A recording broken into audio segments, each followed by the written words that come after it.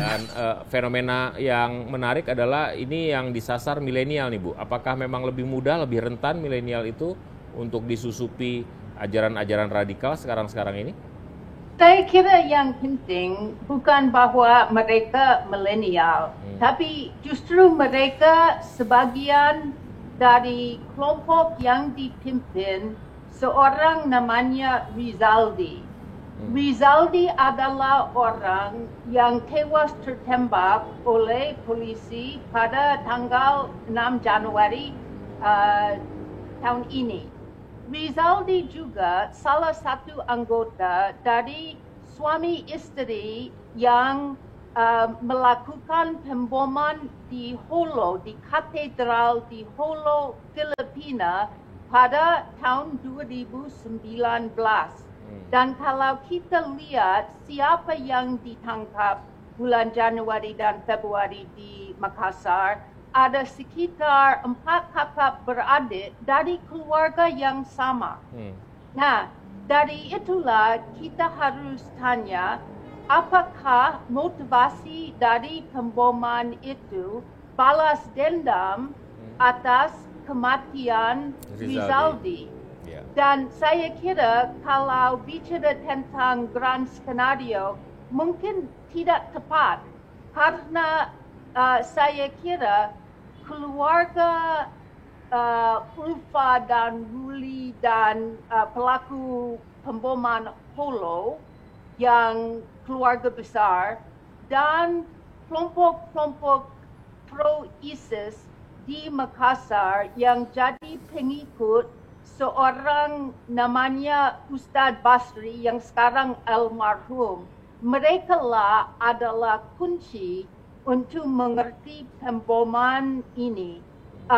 Dan saya kira juga harus hati-hati dengan memakai istilah JAD.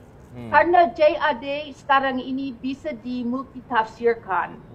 JAD bisa dipakai sebagai istilah untuk siapa saja yang pro-ISIS. JAD juga bisa dipakai untuk secara khusus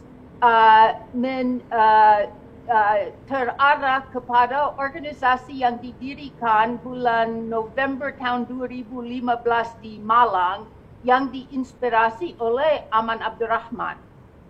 Dan pada waktu itu memang ada cabang-cabang secara nasional. Dan seperti Pak Wawan dan Pak Ramadan bilang, sekarang ini sudah terfragmentasi dan tidak ada koordinasi antara misalnya Sumatera Utara dan Bima dan Makassar, tapi sebagian besar menjadi sel otonom.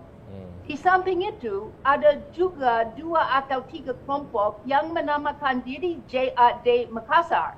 Jadi kalau dulu kelompok Ustadz Basri terkenal sebagai atau dipanggil JAD Makassar, tapi juga ada satu kelompok sempalan yang ditangkap tahun 2018 yang juga menamakan diri JAD Makassar. Jadi saya kira tidak ada gunanya sekarang ini pakai istilah JAD. Jadi sumir ya Bu ya? ISIS aja, ya.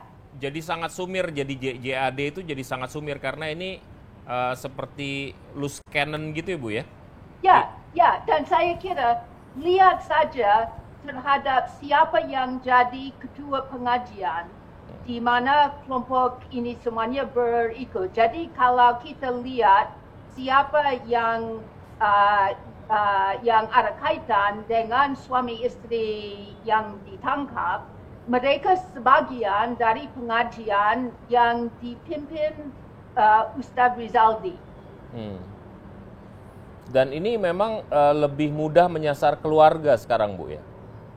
Saya kira penting untuk melihat keluarga ini karena ada paling sedikit 4 orang yang terkait satu keluarga yang sudah jadi anggota dari kelompok pro-ISIS ini. Dan mereka ada kaitan langsung dengan orang-orang yang jadi pelaku di Mindanao. Jadi ada juga anak-anak dari pelaku bom Holo di Filipina yang juga ikut ditangkap pada bulan Januari tahun ini, termasuk perempuan namanya Ainun yang jadi anak dari pelaku bom Holo. Saya kira kalau kita mulai dengan keluarga ini melihat bagaimana kaitannya baik secara lokal maupun secara regional, saya kira mungkin dengan ini kita bisa lebih mengerti apa yang terjadi di Makassar hari Minggu. Oke, pesan yang ingin disampaikan jadi sebenarnya masih adanya atau eksisnya kelompok pro-ISIS, sesimpel itu, atau memang ada upaya balas dendam yang memang ingin disampaikan? Jadi jangan melihat apa saja sebagai sesuatu yang simple, karena semuanya rumit sekali.